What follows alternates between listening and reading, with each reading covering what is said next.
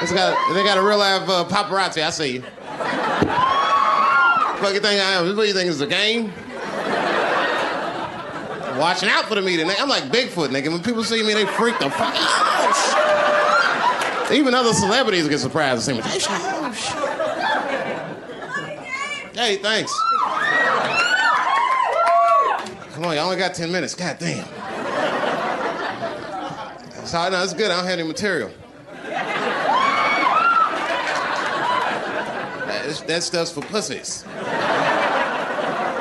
Every time I see this backdrop, I think about Kramer fucking up.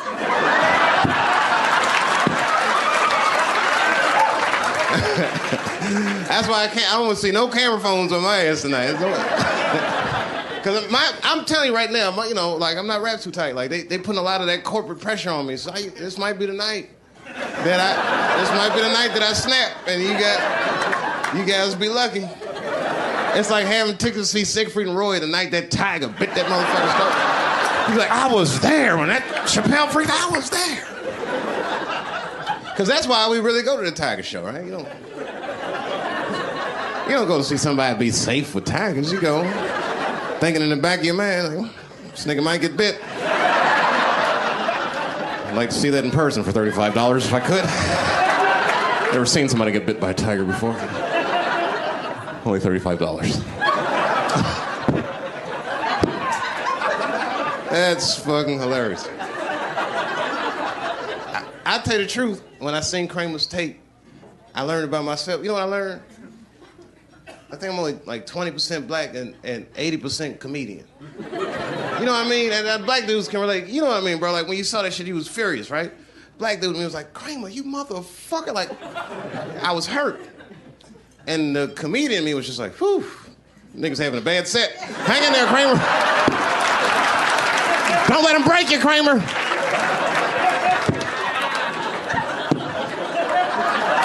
Oh, I wish I was there so bad.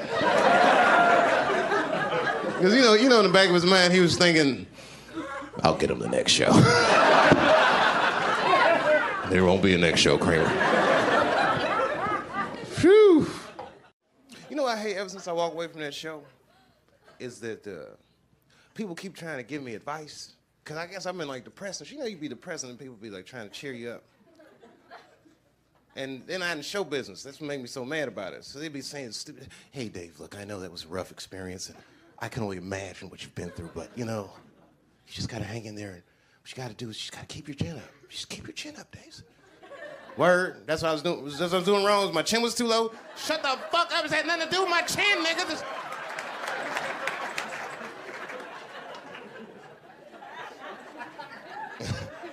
Fuck it. Keep your chin up. What kind of shit is this? See niggas walking around show business. Oh, I know.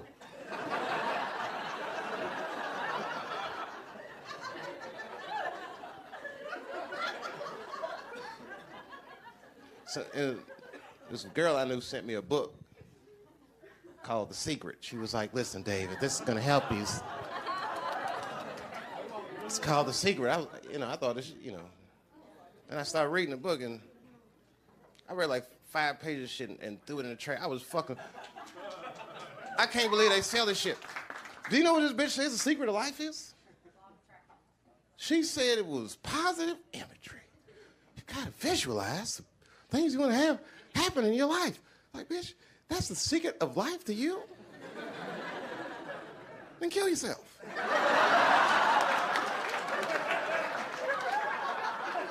It's gotta mean more than that. Positive imagery. The bitch fly to Africa and tell one of them starving children that shit. What's wrong with you? I have not eaten in 5 days. What you need to do is visualize some roast beef and some mashed potatoes and gravy. Oh, please, bitch, you're killing me. Stop talking like that. No. The problem is you have a bad attitude about starving to death.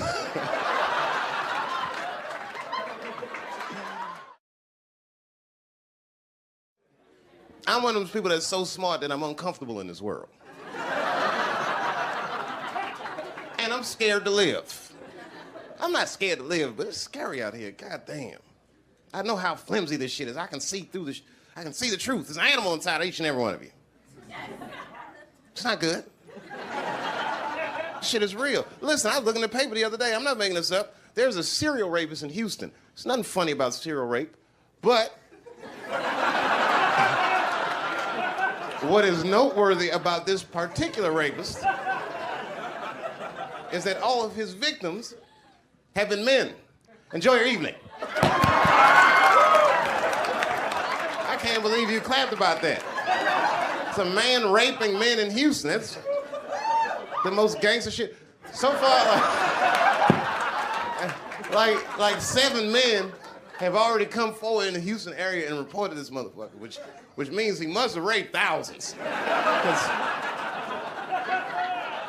That's a tough phone call for us to make. It's not like when you get raped, ladies. There's no society don't give a fuck about male rape. There's no hotline for us. Man get raped, you just gotta get up and walk that shit off. Got raped.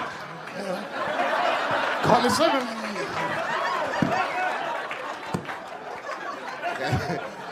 You gotta take that shit to the grave.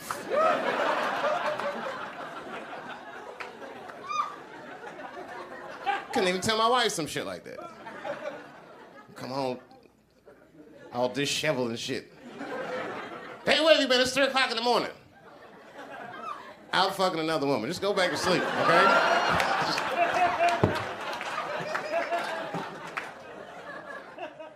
Man, I love Montreal. I do, man.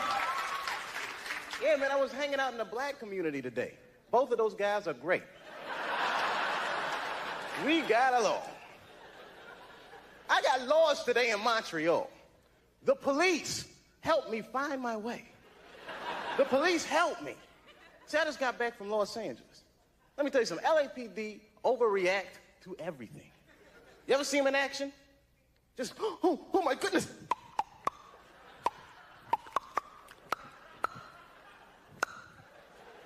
Stop jaywalking.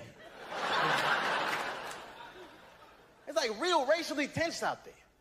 I took 2 white friends of mine to an all-black party in LA. These guys were in shock. They had no idea that black people sometimes call each other nigga as an endearing term. And they saw the brothers at the party like, hey, what up, nigga? My man. Oh, what's up, nigga? Pat, pat. My white friends, they got all excited. Hey, how you niggers doing? The music stopped. Everyone looked at them. Oh, my goodness. I mean, they got their asses kicked that night. I hated to do it, but you understand. It was like, it was embarrassing. Me and one of the guys, this is real ironic, we got in like a little Rodney King incident ourselves. Me and this guy, Dave, we were eating dinner at a restaurant. Dave got in an argument over the check with the waiter. Next thing we know, the owner, the manager, all the employees get together and just beat the shit out of him. Kapow! He sued him for $500,000 and won the case because the whole incident was recorded on videotape. Sounds amazing, right? That's why me and my buddy Dave always carry a camcorder with us. Because you never know when a Kodak moment might pop up, you know. We'll be hanging out and be like, all right, Dave, go ahead, I got you. You ready, man? Go ahead, do it. All right, just be ready. Hey! Officer! Kiss my ass. What? Uh-oh. Roll them. All the police problems in the States, man, it makes me wish superheroes existed. Normally, I hate superheroes. Not because they never help out black people. I think they're bad role models for children. You know, just look at them. Look at Wonder Woman. Look at how she dresses. You know, those big-ass red hooker boots. Blue underwear with stars and stuff all over them. They always give women ridiculous weapons. Wonder Woman has a golden lasso that makes you tell the truth. Ooh, not that. The hell is that gonna do? She's gonna catch a bad guy. Gotcha. Oh, nice tits.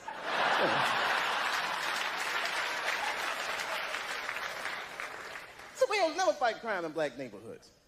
No, I would love to see Batman in a black neighborhood. I can see him now. He just, Robin. Yes, Batman. Didn't we park the car right here, man?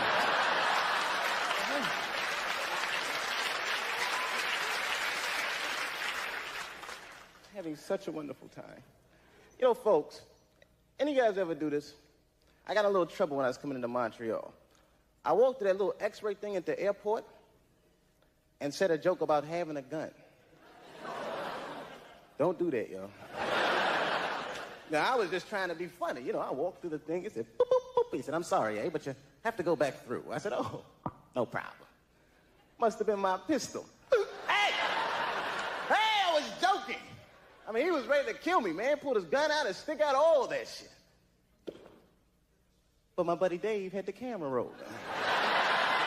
Peace, everybody. I'm out of here. It feels good doing stand-up again. I took a year off from stand-up. Not that I don't like stand-up as much as I just don't like microphones. I'm sick of talking to them. I mean, I used to work at Burger King for 6 years. I didn't work the mic, I worked the grill.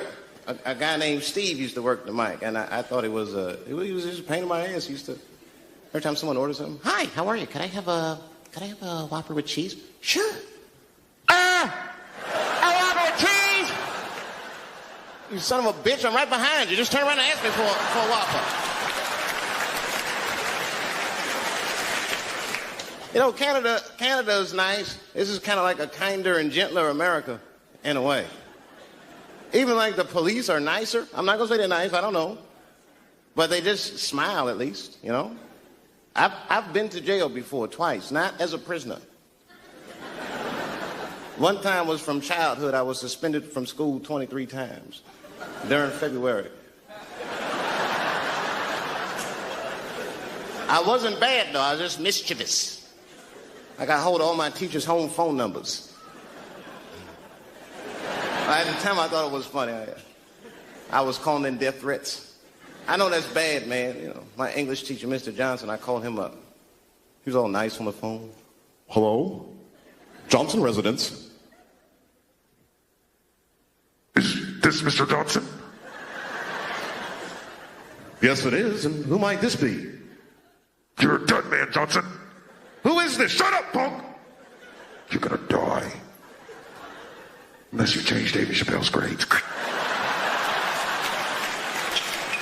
I don't know how he caught me. After that, they put me in a program called Scared Straight. Have you ever heard of this? This is where they put bad kids like me in prison. And the prisoners yell at us, they tell us scary stories. You know, they try to scare us into being good. And the other kids were scared. But I was not scared. I was just heckling the guy. Hey, shut up, you convict. Like, I'm gonna take advice from you. You look like a person that made all the right choices in life. Wrap this up. I gotta be out of here by 3. What time you leaving? The other time I went to jail was had nothing to do with me. Really, I was just bailing a friend of mine out of jail, which is probably no big deal to you. But if you're a black dude, you know you got to walk right into the belly of the beast. You don't want to. A black dude wants to go to jail. I was scared. I had to look non-threatening. Hey, how are you? I'm here to bail out a friend of mine. Oh, okay. While you're here, you do fit a description. If you'll just walk this way, we can...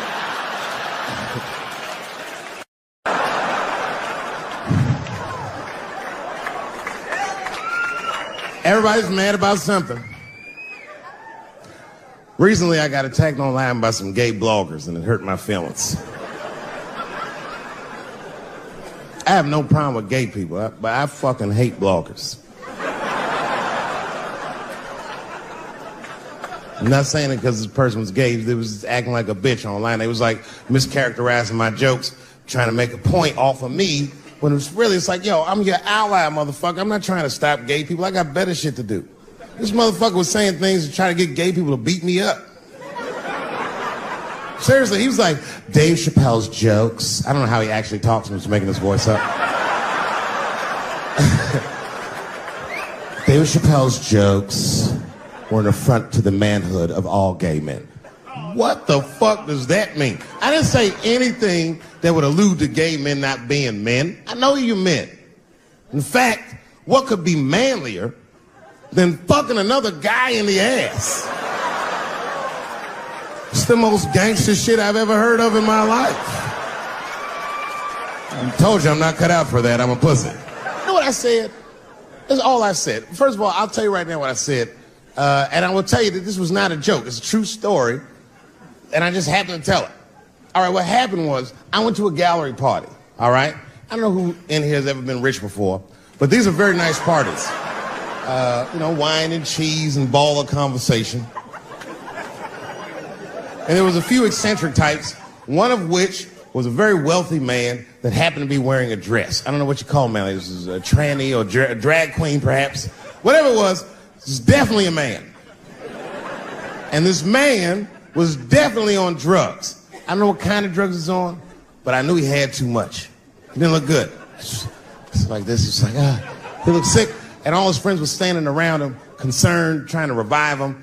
I don't know whether it looked like some kind of gay CPR. There was fanning and shit.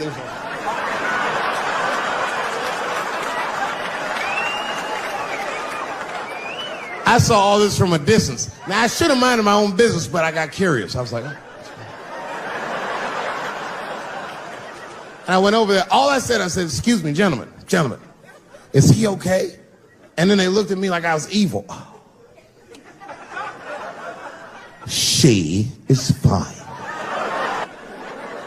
I'm sorry, I didn't know this is what we were doing. Here's my thing. I would support anybody's right to be whoever they feel like they are inside. I'm your ally in that. However, my question is, to what degree do I have to participate in your self-image? Is it fair that I have to change my whole pronoun game up for this motherfucker? That doesn't make sense. Seriously. If I put on an Argyle sweater and I'm like, hey, everybody, I feel like a white guy in this sweater and I want some goddamn respect and a bank loan. That's not gonna work. Give a fuck how I feel. Why should I give a fuck how you feel? Nigger is a pronoun. But there was no time for a philosophical debate. This was an emergency situation.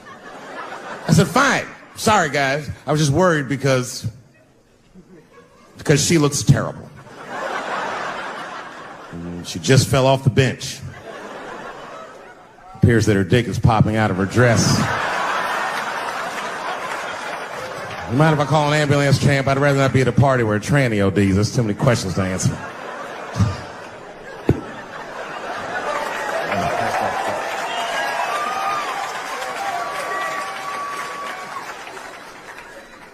Okay, I've been through this before. I had a friend from high school. Now, in high school, this guy was a thug, Will, right? He was a fucking dope boy. He did it all. He's a wild dude. People used to be very scared of him. And then after high school, word on the street was he'd come out the closet. I personally didn't believe it. I bring him up because last year, he calls me out of the blue like, yo, what's up, man? I got your number from so-and-so, and I heard you're going to be in New York doing a show. Could I get some tickets? I was like, fuck yeah, get some tickets, man. How you been? He said, well, we'll catch up at the show, man, but yo, I appreciate it. I'll see you soon. I said, all right, man, take care. And I was about to hang up, and I couldn't resist. I was just like, hey, nigga, I heard you was gay. What's going on with that?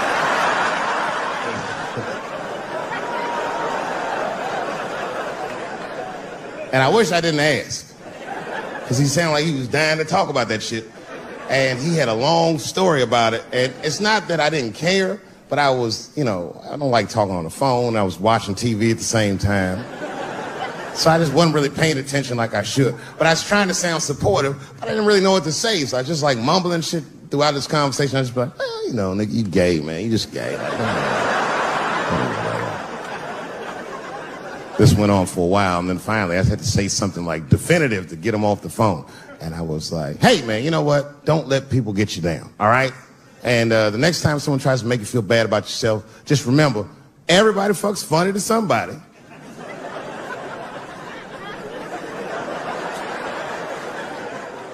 He didn't like that shit. He's like, what the fuck does that mean? I said, huh? He said, you saying I fuck funny, motherfucker? I said, no, that's not what I'm saying. I'm saying everybody's different. He said, you ain't say different, nigga. You say it funny. What's so fucking funny about the way I fuck? And I said, hey, man, I fuck feet. He said, what? Oh, this is not a joke, ladies and gentlemen. I get women to squeeze their feet together like this, and I fuck them right in that little space in their feet. But you can't build a community behind that shit. There's no flag for us. That shit made him laugh. And the next day, after the show, I saw him backstage. He was like, yo, what's up, man? I'm like, oh, shit, what's going on? And he had his buddy with him. He goes, Dave, I want you to meet Manuel. Manuel's my fiance. We're in New York getting married because it's legal here. I said, oh, well, gracias. And he went to go get some drinks. And then my buddy looked at me. He was like, so, Dave, what do you think? And I started mumbling again. Oh, you gay, nigga. You know, you're just gay. He said, yeah, I'm a little nervous about getting married, man. It's a big step. I said, yeah, it is. It's a big step. He said, well, you've been married for a while. You got any advice for us? No, I'm married to a woman. Sorry about that. And he corrected me. He said, no, you married the person that you love. So it's essentially the same. I said, you know, man, the problem with that statement is that it makes the assumption that I love her. But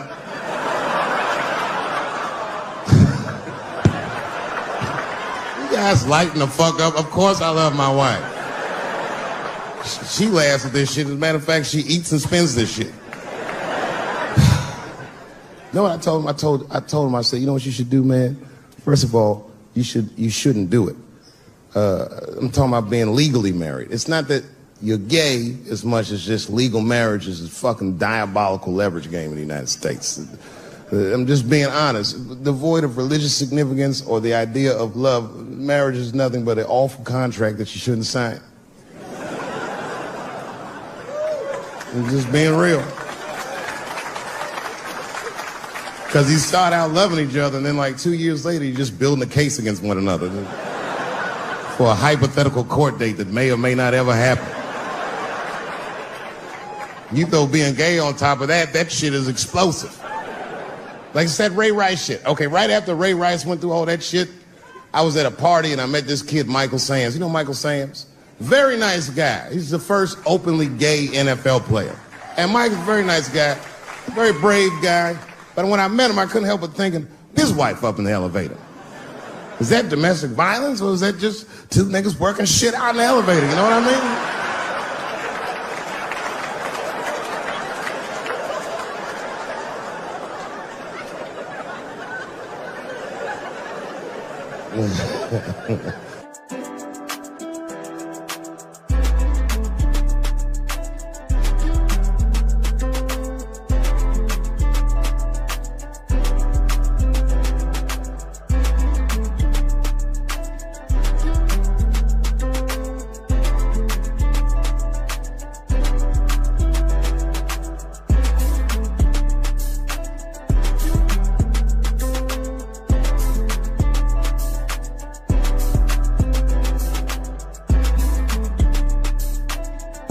Anyway, I give all married men the same advice, gay or straight.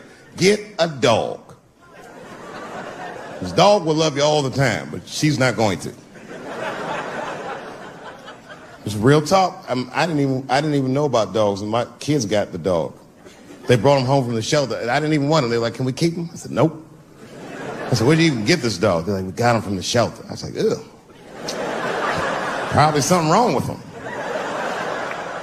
Can't keep him. And then my kids started crying and screaming like the dog had gambling debts. Please, Dad, if you don't let us keep him, they're gonna kill him. I was like, oh. All right, you can keep him. And this dog was a menace. I hated his guts. Then one night I'd smoked a bunch of weed and I was eating a sandwich. And Baba came over. Baba's the dog. He came over and was staring at me. This will make you very uncomfortable if you're just looking at you usually.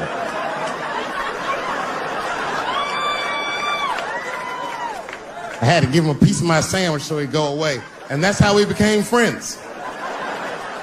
Now, if you see me walking down the street with Baba, I ain't got no leash or nothing. He walks right next to me. If I stop, he'll stop. And if I go, he'll go. And all my friends are like, yo, Dave, that shit is dope. How you train Baba to do that shit? I've never trained Baba. Just a messy eater. If I drop food and Baba's not around, all I gotta do is call him. Baba! He's a black dude's dog, so he doesn't come right away. He peeks first to see what's going on.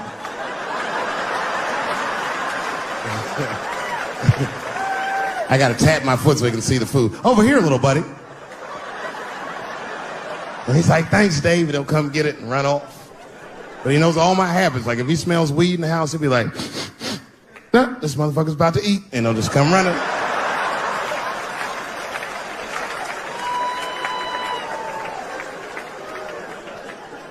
Baba got me through a very difficult time.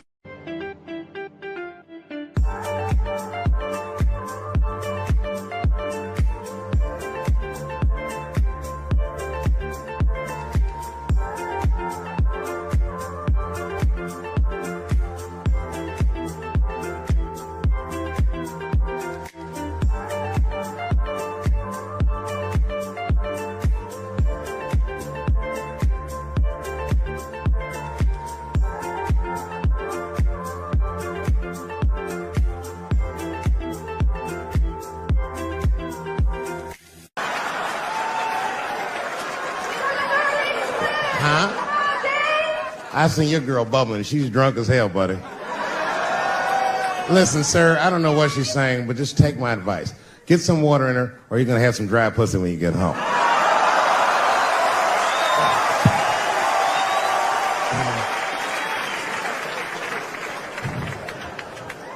His dick's going to be shaped the fuck up tomorrow. Santa Maria. Who got a cigarette in here? Anyone got a cigarette I can borrow? Yeah, you fella, yeah, please.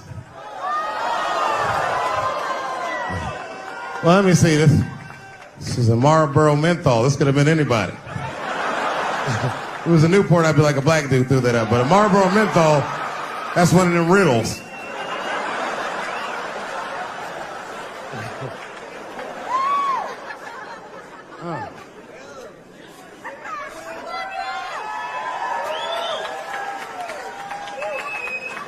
Is the word pussy offensive? All right, just checking. I asked that crowd when we was in Denver, I said, is the word people? One was a woman in the front. She's older than me, maybe around my age. Definitely a feminist. You know what I mean? Short haircut, plaid shirt, you know what I'm saying? And she didn't say it offended her. What she said is, she said, I'm uncomfortable with that word. And I was like, really? You? And then before I could ask her why, there was one other guy. He was in the balcony. Now, I don't think he was saying this to me, but he said this. Everybody heard him say it. He goes, it's delicious.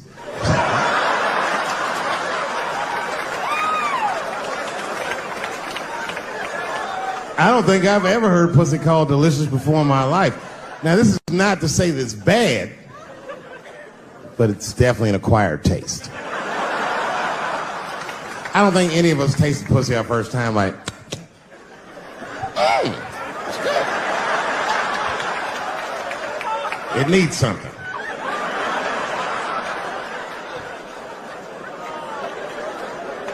You know, it's illegal for a gynecologist to say the word pussy. They can only say vagina, or they can name individual parts medically, but they can never say shorthand, even if the gynecologist is a woman. I feel like if it was a woman...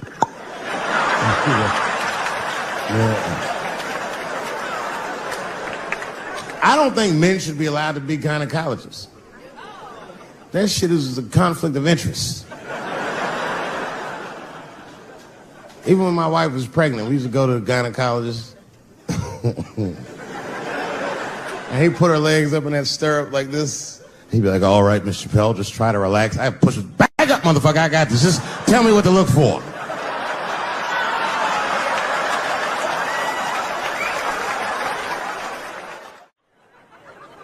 We spend the most time together. Like, it's not that me and my wife don't spend time together, but we've been married so long, it's like we don't talk. Like, I don't know if anyone's married here, but after 10 years, all that chatty shit goes away. You've said it all.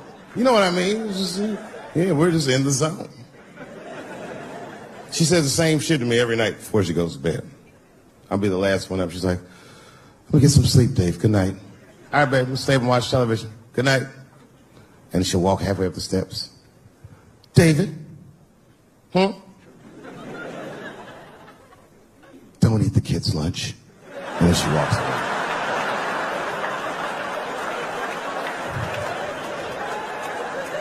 Well, the crazy shit is I don't even eat their lunch anymore.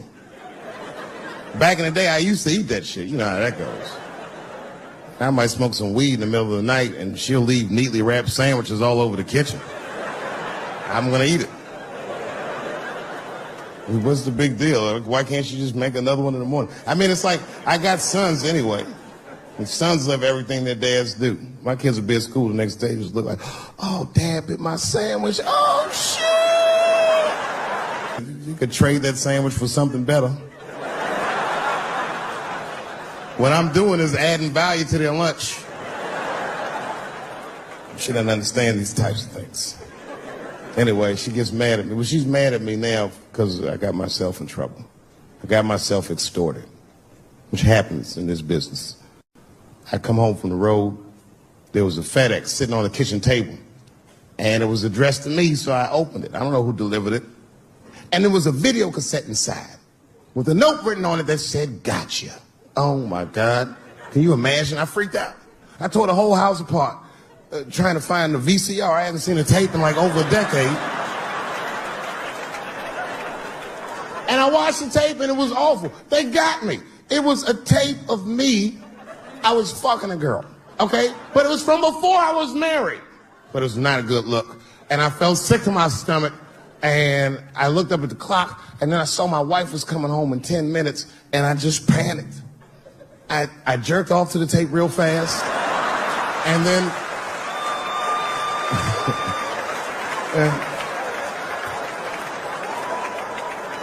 and then I called the FBI. Much better. I mean, they didn't say they were going to catch him for sure, but they had the demeanor of some competent people that would catch him. So I didn't worry about it too much. And then not even a week later, 5 days later, I come home, and there's another video cassette just sitting on my porch. As soon as I saw it, I just called the police like, they've done it again. You should probably look for a guy with bell bottoms on, because I don't know who the fuck is sending tapes.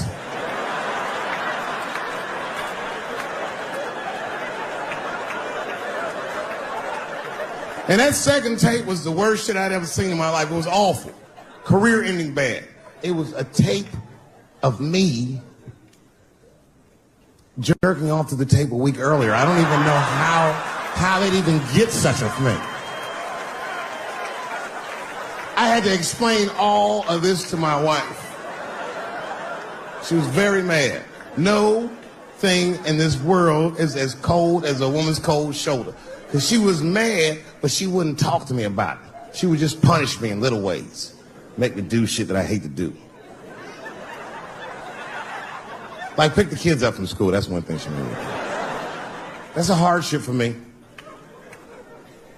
I got one son that goes to a public school, and my brother goes to a private school. It's an experiment. I just want to see what's going to happen to him.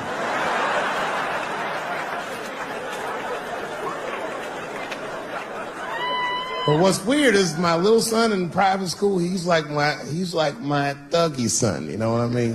I don't know where he get that from. He's not getting it from me. And he's definitely not getting it from that school.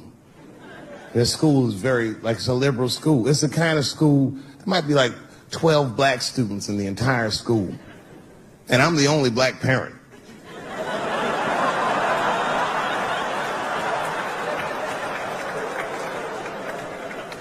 And none of the parents like me either. Not because I'm black, but just like they don't like how I roll. Because I've been showing up late all the time, and I'm like in a Porsche and blasting music that they don't like. The music be like, I'll beat the pussy up, and I pull into the parking lot. I might be smoking a cigarette with the kids in the car. Then I pull into like that handicap space. And then when I get out of the handicap space, they always want to say some passive-aggressive shit. Morning, Dave. Don't know if you noticed, but you actually parked in the handicap space. Huh? Yeah, you know what, Frank? I did notice. But who is this handicapped guy we're all waiting on that never shows up?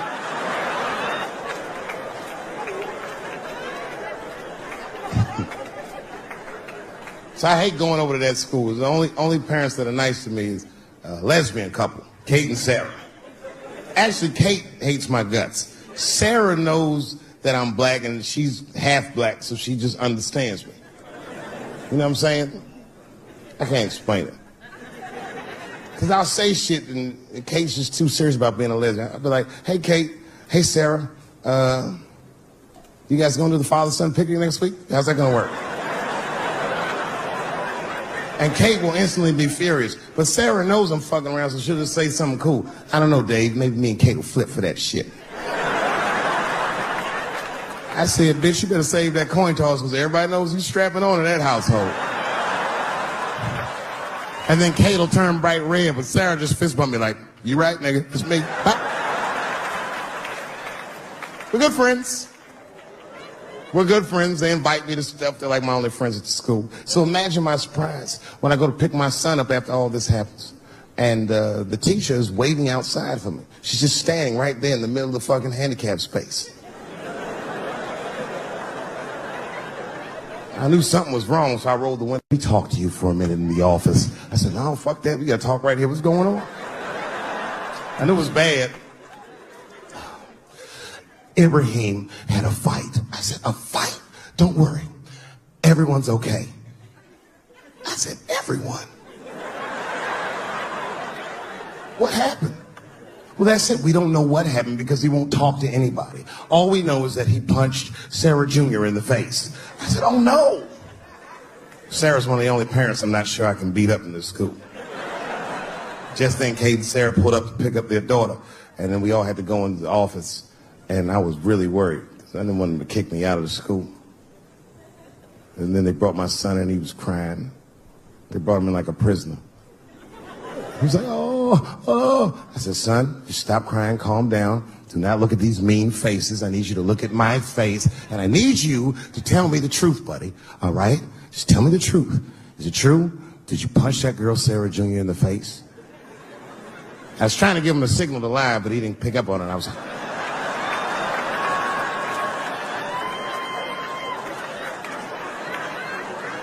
He wasn't paying attention. He said, yes, Daddy, I punched her face. I said, oh, my God. Why? Why would you do that? You're not supposed to put your hand... So gangster, it scared all the parents in the room. He was like, because she had it coming. I said,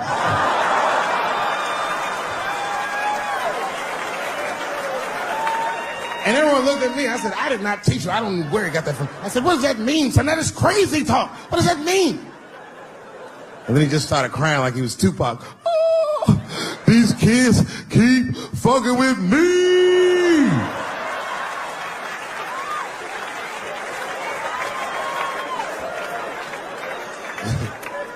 I told his teacher, I said, well, now wait a minute. This kid is a lot of things, but he's not a liar. And if he said they was fucking with him, they did something to him. Son, what's going on? What did they do to you? Oh, Dad, I'm tired of this shit. It's been going on all week. I said, what's going on all week? He said, he said, Butch, and that bitch bit my sandwich.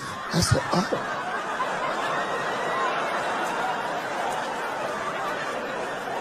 He said, it's the fourth time this week. I'm tired of this sandwich biting bitch.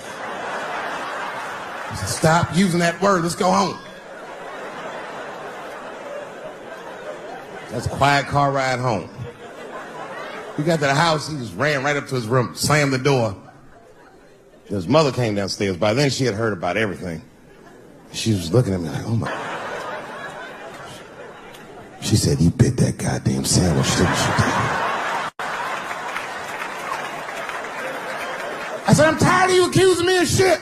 And I just ran out of the house, jumped in my car and drove off. Of course I bit that sandwich. But I knew that she was just really mad about that tape, so now she was going to punish me about a fuck.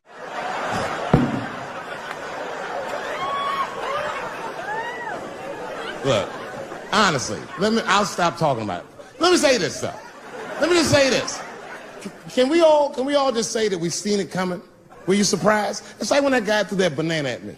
Do you think I was surprised? Hell no. I've been in show business 30 years. I was expecting this banana. I knew one of these nights, it's like somebody gonna throw a banana at me one of these nights, niggas. Because that's how it starts, with the name calling. Like that Paula Deen. Remember Paula Deen got fired from the Food Network? If you know anything about show business, it is really hard to get fired from the fucking Food Network. And they dropped that bitch like a hot potato. All because she called somebody an N-word 30 years before she had a show. I don't know who she said it to, but whoever it was just looking at her like, I'm gonna get you for this bitch. That shit came back 30 years later like a Bill Cosby rape and sunk a battleship.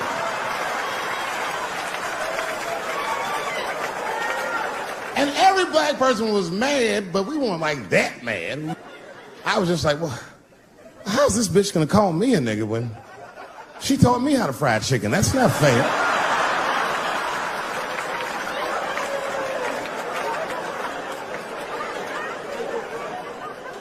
I think Donald Sterling shit was more serious. Remember Donald Sterling? He used to own the Clippers, and then he got caught on a secretly recorded tape saying some very unsavory things about African Americans. And there's a lesson in that for all of us. The lesson is, if you are old and white and racist in this great country, whatever you do, don't tell your black girlfriend about that shit, because that's who made the tape. She recorded all that shit, and the tape was terrible. He was like, stop bringing these black guys to my games.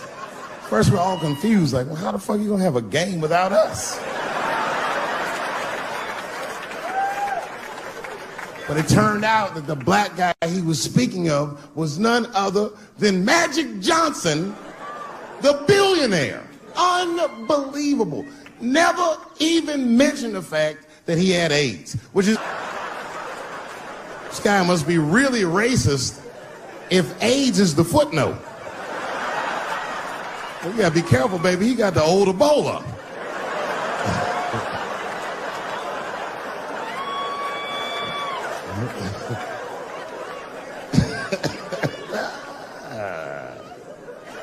You can say what you want about that girl, but I'm gonna tell you right now, she is a goddamned hero. Because you might have thought these things were happening before, but now you can see it all in front of you without a shadow of a doubt. That shit actually went down. She sucked that old guy's dick. She really took one for the team on that one. That's really gross. This dick is like 80 years old. It's like tasting history. Like 5 wars on it, civil rights movement, Great Depression. This guy's been fucking from 40 years before Bill Cosby's first rape. This is a very old man. A very old penis. But all that shit is still, it's just name calling. Like, name calling does not break the modern black man. That's not gonna do the trick. I don't give a fuck about that. Like, if I went to Kentucky Fried Chicken, Ku Klux Klan, hood on top of their head, what do you think I'm gonna do in this day and age? Run out Kentucky Fried Chicken?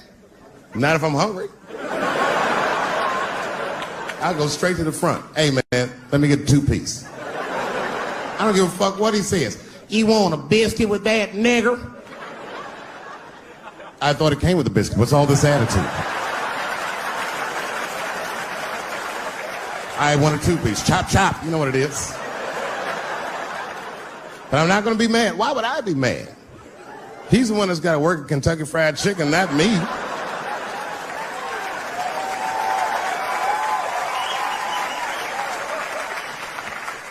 Well, how about this? What if I lived in Austin and I had a white girlfriend? It's possible in Austin. As a matter of fact, some people say it's necessary, but that's not the point.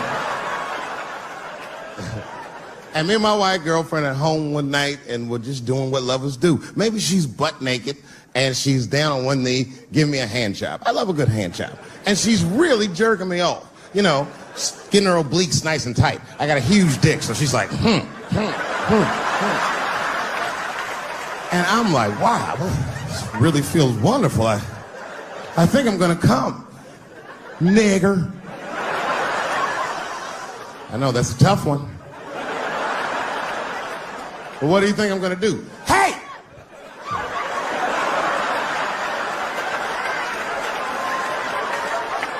That's no time for integrity, ladies and gentlemen. I'm busting that nut in her face. I'll sort through the ethics later. But I'm what they call a man of his word. If I say I'm coming, oh, I'm coming. I don't give a fuck what happens. God forbid somebody could shoot me. If I say I'm coming, it's still like, oh.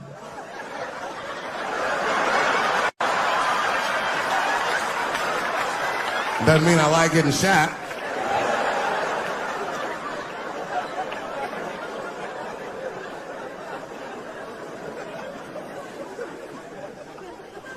Boy. Yeah, tough time for the blacks. I'm not gonna say nothing about the police. I'll leave that for Chris Rock. Ebola was in Texas. Ebola made a visit. Killed that man in Dallas. 5 days that man melted to death.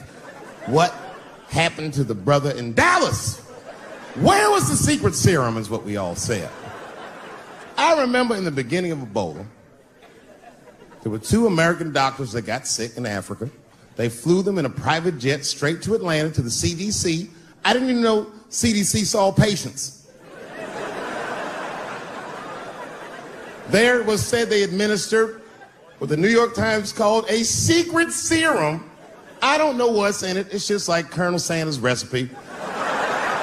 But both of these motherfuckers survived. These doctors, thank God, are healthy. They are out there somewhere tonight at Whole Foods, touching vegetables, walking around. Everything's okay. Hey, Frank, how are you? Oh, you didn't hear? I had Ebola last week, but I'm doing all right now. I was bleeding out of my eyes and anus, so I got concerned, but I'm okay. What happened to the brother in Dallas? They just rubbed some Vicks on that nigga.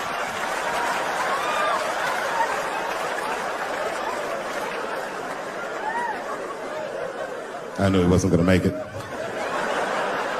I already knew. Sad. I saw in the New York Times, they said Ebola is the new AIDS. Whew. Isn't that something? Here I am thinking that old AIDS was working just fine. And they already have a new AIDS out. Isn't that amazing how they do that? Isn't it weird how there's a disease that just starts in 1980 and it doesn't kill anybody but niggas, fags, and junkies? Isn't that a fucking amazing coincidence that this disease hates everybody that old white people hate?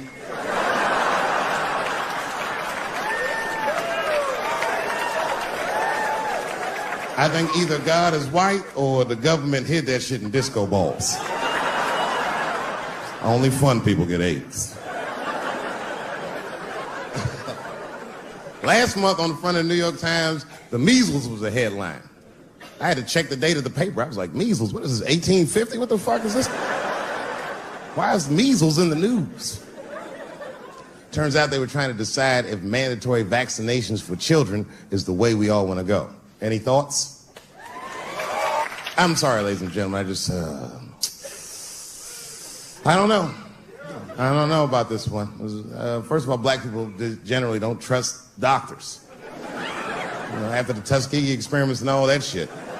More importantly, don't forget Michael Jackson was killed by a doctor. Granted, he was doing drugs, but if I was a heroin addict and I had a licensed physician injecting heroin in me, I should survive that. I'd just be looking like, oh, I'm good, right? I'm good? It's not too much, is it? Dr. Butterfingers killed Michael Jackson. After that, I was like, fuck going to the doctor. The fuck am I getting my kids vaccinated for an old-ass disease like measles? This is ridiculous. You might as well give them a diarrhea shot if you're so worried. Diarrhea has a bigger body count than the measles do. You know, diarrhea is funny today, but 100 years ago, if your ass had diarrhea, you were a goner. There was like a 0 chance of survival. You get that first squirt, uh-oh. Better start getting my affairs in order. But I don't have much time. It's diarrhea. It's very serious. You just watch your buddy slowly die in a pool of his own shit. I give up diarrhea. Nowadays, your buddy just be like, oh, well, you got diarrhea? Just eat a banana, nigga, drink some water, let's get to the club. Still make last fucking sandwich I bit. I was mad as fuck. You know what I said to myself? I said, I should just never go home. Fuck this shit. You know, by the way, that's how people used to get divorced in the 40s. Wasn't no divorce court in America. Back in those days, if you want to get out your marriage, you just tell your wife, hey, baby, I'm going to get a pack of cigarettes. I'll be right back. You would just leave with the clothes on your back. That's when men were men. And there was no internet back then, so you could move 11 miles away and have a whole new life.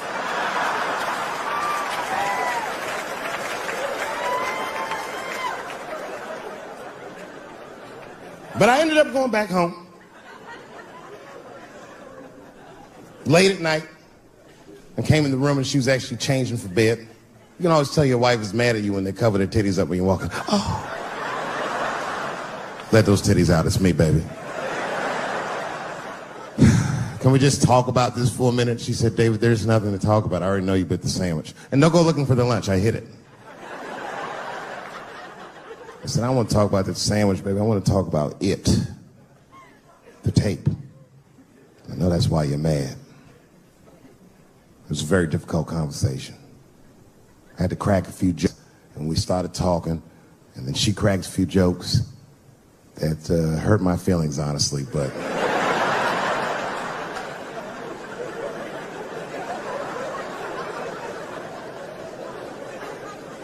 But we talked, and you know what she told me? She told me that she was madder about the second extortion tape than she was about the first one. Which doesn't make sense at all. What's wrong with a guy touching his own private parts? It's my own business. It's not like I do it all the time. As a matter of fact, sometimes I do it for her benefit. A lot of guys do this. It's called the mercy jerk. That's the one that happens in the middle of the night when you're about to roll on top of it and you see her face and you're like, she looks tired. That takes a lot of love and discipline to back out of a room with a rock hard dick. Sometimes I don't make it. Uh-oh. Someone fell asleep with their socks off, didn't they? You can't rape feet. You can't rape feet. Only time I jerk off now is in the game. Sometimes she'll tell me, Dave, I'm going to take the kid to my mom real quick. Probably be back in a couple of hours. A couple hours?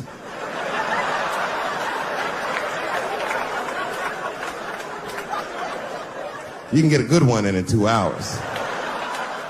That's the kind of session where you'll take all your clothes off. I'll be butt naked in the living room like, get these fucking toys out of my way. Disgusting. Foot all on the coffee table, just stroking it out, taking my time. And I got a bowl of cereal waiting for me right here.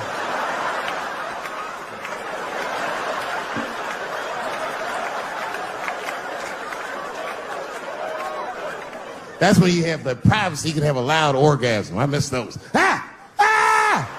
Ah!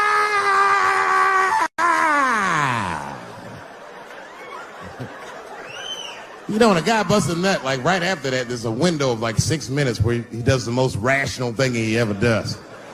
That's when he's always horrified. Oh God, what have I done? Oh my God, it's everywhere. Ah!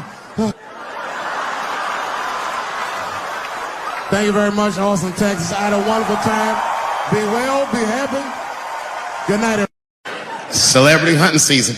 Doesn't matter what I say, they're gonna get everybody eventually. Like, look, I don't think I did anything wrong, but we'll see. They even got poor Kevin Hart. Can you imagine such a thing? Kevin Hart, let me tell you something. It was Kevin Hart's dream to host the Oscars. That's what he told me. Now, I remember when he told me, because I was thinking to myself, well, that's an awfully strange dream for an African American. Kind of nigga dreams of hosting the Oscars. Kevin did, that's who. And he did it. Against all the odds, Kevin became the most famous comedian this world has ever seen, and he got the job that only one black man before him had had. He was going to host the 80th Oscars. And I don't know what you know about Kevin, but I know Kevin Hart is damn near perfect. As close to perfect as anybody I've ever seen. In fact, Kevin is precisely 4 tweets shy of being perfect. 10 years ago, Kevin had made some very homophobic comments. And I'm not going to repeat what he said, because this is Atlanta.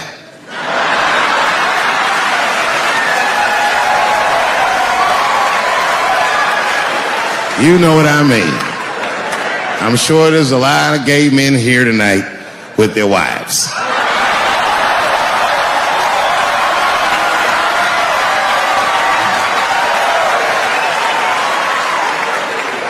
Far be it from me to offend anybody. All right, I'll tell you what he said. But just remember, these are not my words. These were Kevin's words. It was a long time ago. And I'm paraphrasing because I'm not good at telling other people's jokes. Okay, Kevin said that if his little son was demonstrating or exhibiting homosexual behavior around the house, that he'd chastise him. He'd say, hey, that's gay. And then he said he would smash a dollhouse over that child's head. Ooh, the gay community was furious. And I don't blame them. I got a lot of gay friends.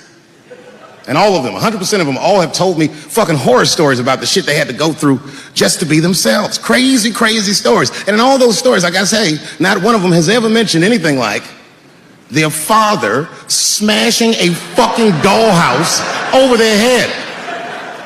Because clearly Kevin was joking. Think about it. You would have to buy this nigga a dollhouse to break it over his head in the first place. Does that sound right? Is anybody gonna do that?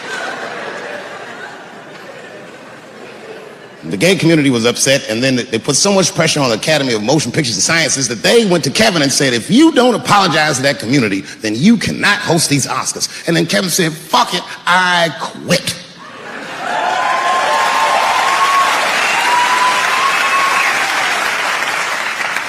And then he went on every talk show in America and apologized for 6 weeks.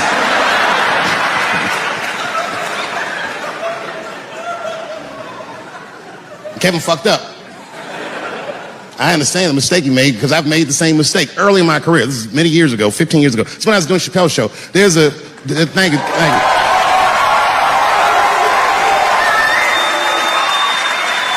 On network television, they have a department that's called Standards and Practices. This is the department that tells you what you can and cannot say on television. And if you're doing your job well, you should never hear from them. But if you're making a Chappelle show, you'll hear from these motherfuckers all the time.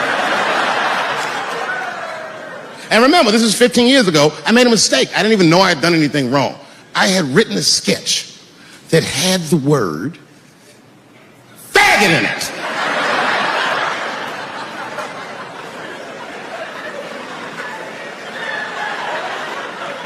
So I had to go to Standards and Practices. They call me up. I don't know why they're calling me, but I like the lady that runs the department. She's usually really fair and was one of my favorite people I've ever worked with. So she sits me down. We have a nice conversation. She tells me, oh, the sketches are great. I go, oh, fantastic. Well, then why am I here?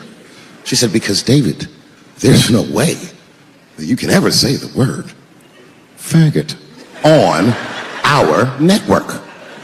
I didn't know I did anything wrong. I didn't try to defend myself. I said, all right, fuck it. I'll take it out. Have a good afternoon. And as I was leaving, it occurred to me, hey, Renee, quick question. It's just a question. Seriously, I want to know, like, why is it that I can say the word nigger with impunity?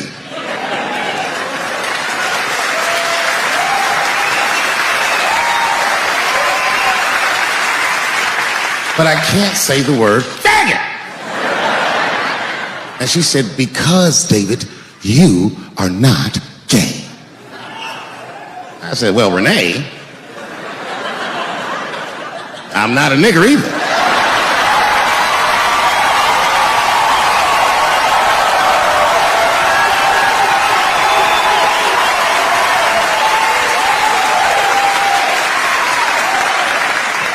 But you see, what I didn't realize at the time and what Kevin had to learn the hard way is we were breaking an unwritten and unspoken rule of show business. And if I say it, you'll know that I'm telling you the truth. The rule is that no matter what you do in your artistic expression, you are never, ever allowed to upset the alphabet people.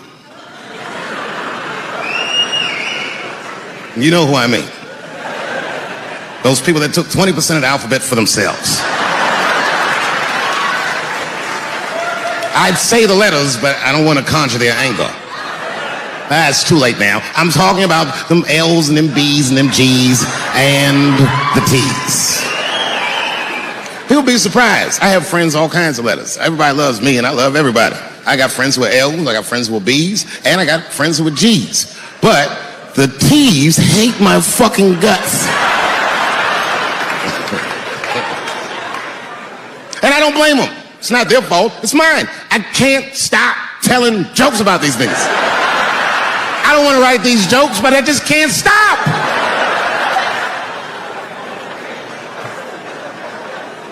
You know, you hear all those letters together all the time, LBGT, LBGT, and you think it's just one big movement. It's not. All those letters are their own movement. They just travel in the same car together. And my guess is,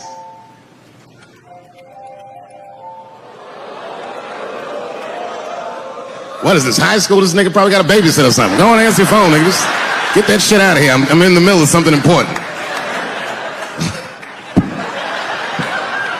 Wouldn't it be funny if we made fun of him? He's like, and he went outside like, hello? Mama's dead. Oh no! Mama's dead.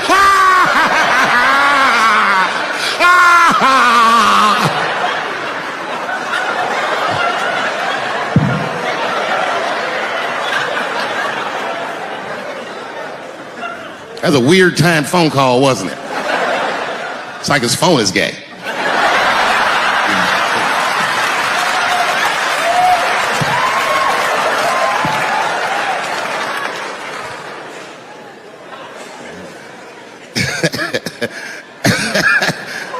Like I was saying, my guess is the G's are driving that car. That makes sense to me, because there's white men in the G's. And these people are trying to get around discrimination and oppression. And you know how white dudes are. We know these roads. In fact, we built these roads. The rest of you buckle up, we'll get you where you want to go. So the G's are just driving the car. Of course, next to the G's in the passenger seat is the L's. Everybody likes the L's, except for the G's. I don't know what that's about. I just know the G's don't like them that much. And the G's always say like little subliminal digs on them. It's unnecessary shit. It's not mean, but you know what I mean? They just be like, I wouldn't wear that. The only thing that breaks the tension between the L's and the G's are the B's in the back seat. That's right, there you go. Everybody scream out when you hear your letter.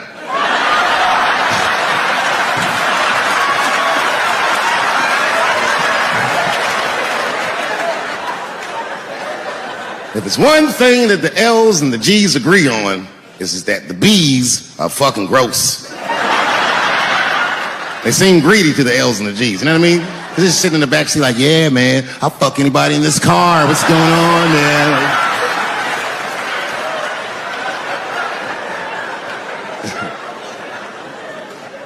And sitting next to the B's, all the way in the back seat by themselves, looking out the window. That's the T's. Everybody in the car respects the T's, but everyone also resents the T's. It's not the T's fault, but everyone in the car just feels like the T's are making the trip take longer.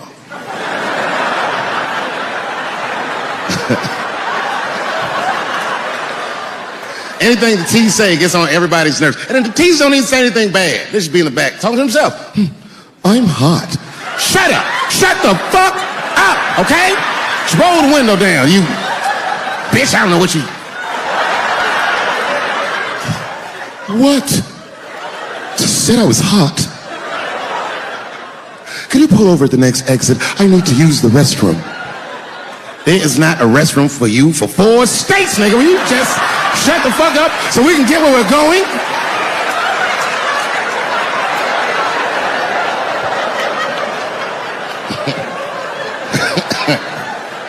And just when that car can't get any more intense, the cues are a hitchhiker that they pick up on the road.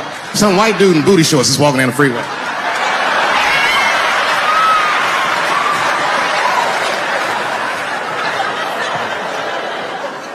G's see him. That guy might be one of us. Hey, are you okay? You need some help? And he come over there with them booty shorts leaning on the window. Hey, what's going on, fellas? Lady? Whatever pronoun makes you feel comfortable in the back.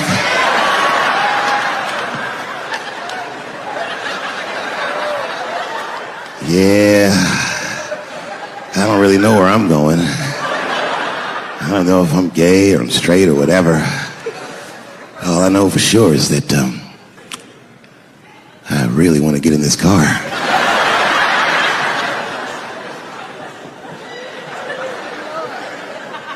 And they make him get in and sit in between the B's and the T's. I feel bad for T's, but they're so confusing. And it's not all my fault. I feel like they need to take some responsibility for my jokes. Because I didn't come up with this idea on my own. This idea that a person can be born in the wrong body. But they have to admit, that's a fucking hilarious predicament. It's really fucking funny. And if it happened to me, you'd laugh, wouldn't you? That wouldn't be funny if it happened to me? I think it would be. What if it did? What if I was Chinese, but born in this nigga body? That's not funny. And for the rest of my life, I had to go around making that face. Hey, everybody, I'm Chinese! And everyone get mad. Stop making that face. That's offensive. What? This is how I feel inside.